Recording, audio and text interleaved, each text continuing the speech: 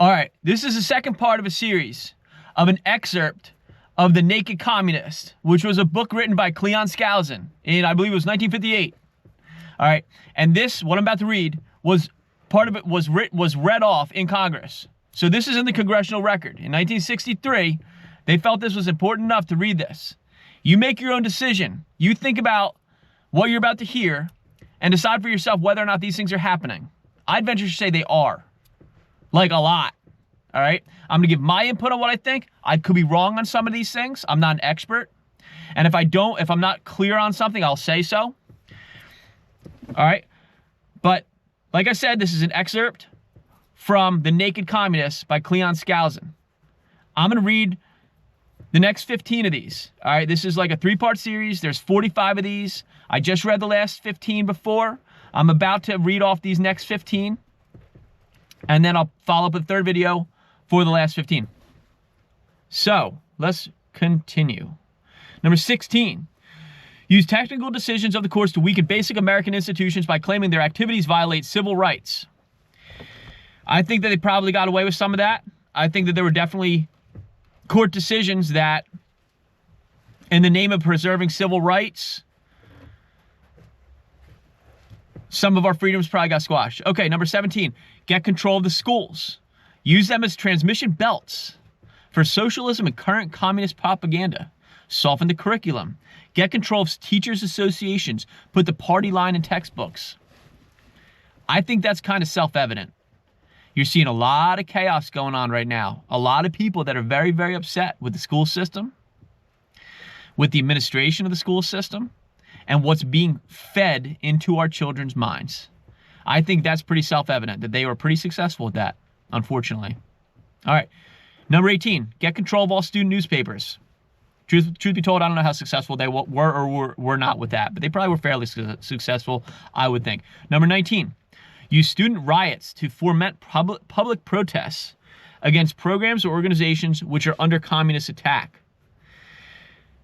The majority of the schools in this country, unfortunately, are very left-leaning. All right? And whenever you get somebody who's a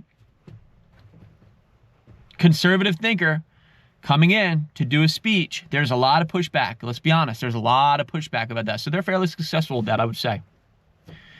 I mean, in regards to actual riots happening from it, depending upon, how deep you look, you will see serious things that unfolded. I know things happen with Riley Gaines, that she had serious problems, like scary problems, when she was speaking in, I believe, San Francisco. All right, but let me continue.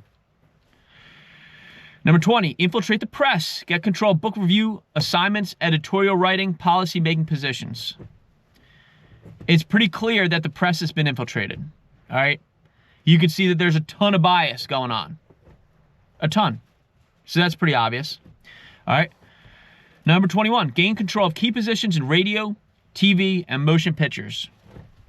The majority of motion pictures, at least in this day and age, certainly are not like a pro-America, let's go raha, America type movie for the most part. So they have a lot of control there, unfortunately. Number 22, continue discrediting American culture by degrading all forms of artistic expression. An American communist cell was told to eliminate all good sculpture from parks and buildings, substitute shapeless, awkward, and meaningless forms. I mean, honestly, there's a lot of sculptures and things like that they're tearing down. That's for sure. What I see in this myself personally was sometime, I want to say it was the very late 80s, very early 90s. Houses seemed to change, at least in southern New Jersey, where when they were putting up new developments, like before that point in time, like houses would all sort of, even in developments, be like unique, and they all kind of had their own like unique style. They're all individual. And then it seemed like after that point, they all became like cookie cutter. It was weird. And it's so dull. Like, just get some flavor in there. Like, I don't know. It's just, anyhow. Side point. So anyhow, let's move on. Number 23, control art critics and directors of art museum. Our plan is to promote ugliness, repulsive, meaningless art. I mean, not to create a bunch of haters, but contemporary art, I mean, I'm not a fan myself personally. It's rather dull. All right, so maybe they succeeded somewhat there. All right, I'm sure contemporary art was probably around before this was written, but anyhow, moving on.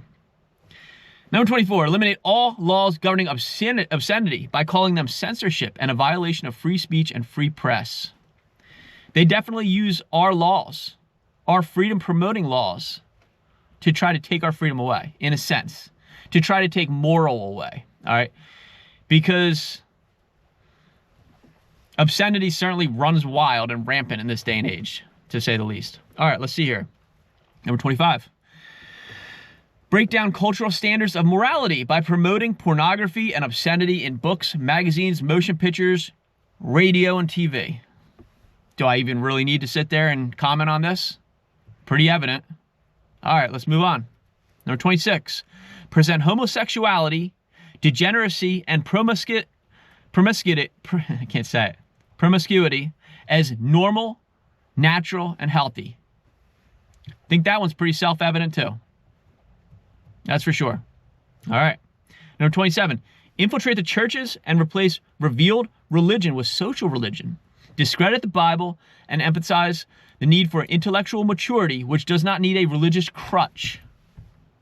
So what they're saying is you know better than God. They're saying you know better than God, and you make your own path and forget about God and forget about religion.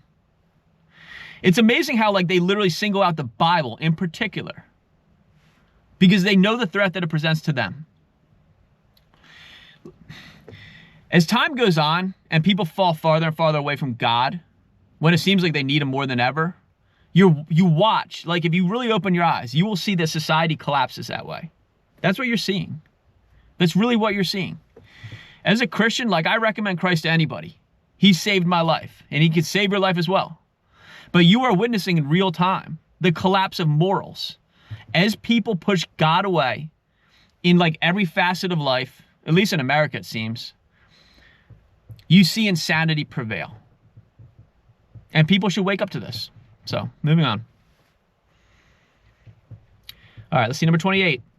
Eliminate prayer or any phase of religious expression in the schools on the ground that it violates the principle of separation of church and state. You've seen this. This is blatantly obvious. You see it all the time. You see it everywhere now. It's been going on for some time.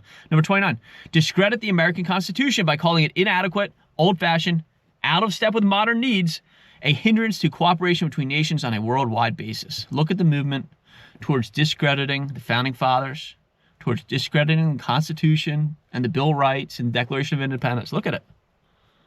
They're well on their way to making to their objectives, unfortunately. Number 30, discredit the American Founding Fathers.